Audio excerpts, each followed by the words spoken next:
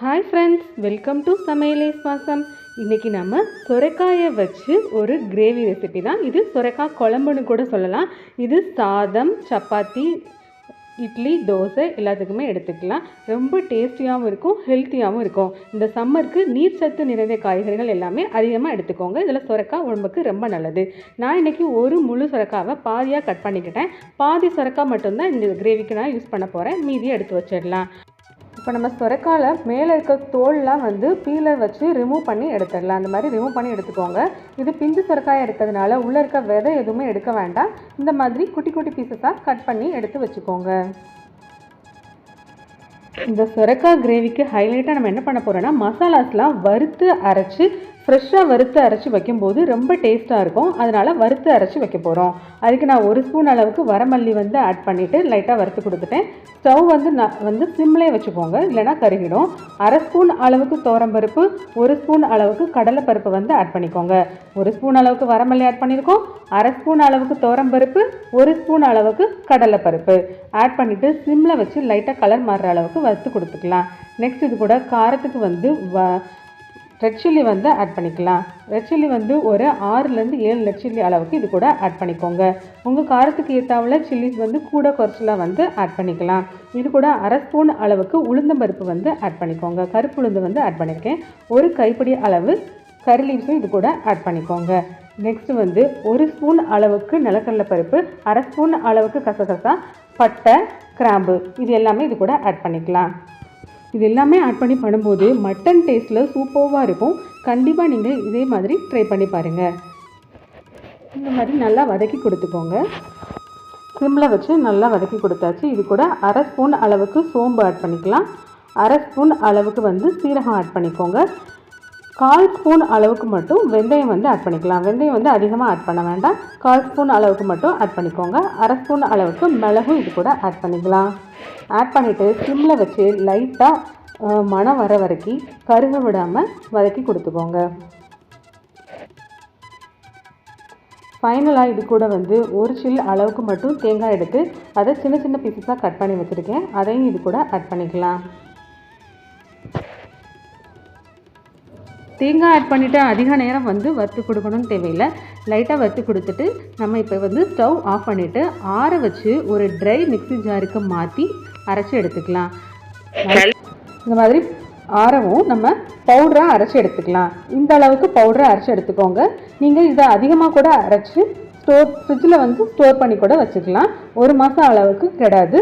எல்லா குழம்புக்குமே நீங்கள் ஆட் பண்ணிக்கலாம். ரொம்பவும் டேஸ்டியாக இருக்கும். கண்டிப்பாக இதே போல் மசாலா அரைச்சி ட்ரை பண்ணி பாருங்கள். ஸ்டவ்வில் ஒரு பேன் வச்சுக்கோங்க. அதில் 2 ஸ்பூன் அளவுக்கு ஆயில் ஆட் பண்ணிக்கோங்க. ஆயில் ஹீட் ஆனவொடனே 1/2 ஸ்பூன் அளவுக்கு சீரகம் ஆட் பண்ணிக்கலாம். 1 கொத்து கறி லீவ்ஸ் இது கூட ஆட் பண்ணிக்கோங்க. 1 கொத்து கறி லீவ்ஸ் ஆட் பண்ணிவிட்டு நல்லா பொரிஞ்சு வரட்டும். இப்போ 4 வெள்ளைப்பூடு எடுத்து தோல் உரிச்சிட்டு சின்ன சின்ன பீஸாக கட் பண்ணி வச்சுருக்கேன். அதையும் இது கூட ஆட் பண்ணிக்கலாம்.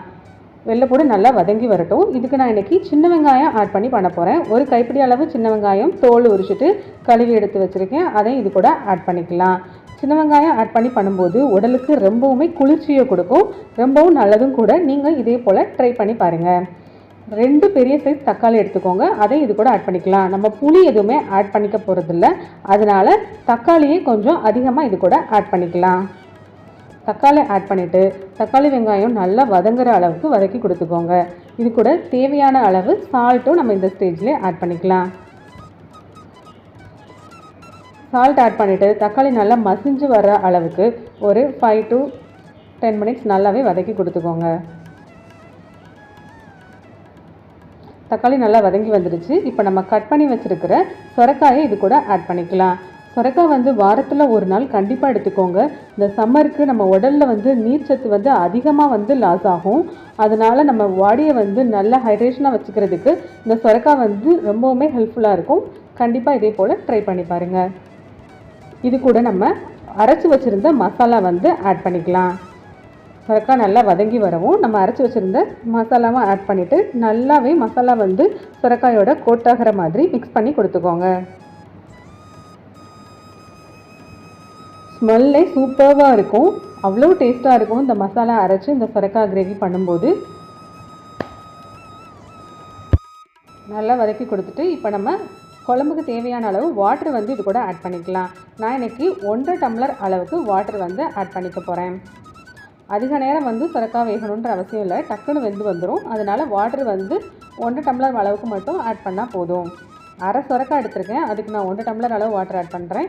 நீங்கள் ஒரு சுரக்காய் ஃபுல்லாக எடுத்து பண்ணும்போது நீங்கள் அதுக்கு கொஞ்சம் கூடவே வாட்டரை ஆட் பண்ணி கன்சிஸ்டன்சியை அட்ஜஸ்ட் பண்ணிக்கோங்க. இந்த அளவு நல்லா கலக்கி கொடுத்துட்டு லைட்டாக ஒரு கொதி வரவும் லிட் போட்டு க்ளோஸ் பண்ணி வச்சிடலாம். ஒரு 10 to 15 மினிட்ஸ் நல்லா வெந்து வரட்டும். பாருங்கள், சூப்பராக சுரைக்காய் கிரேவி ரெடி ஆகிடுச்சு. ஒரு 10 மினிட்ஸ் வச்சுருந்தேன், சுரைக்காயெல்லாம் நல்லா வெந்து வந்துருச்சு.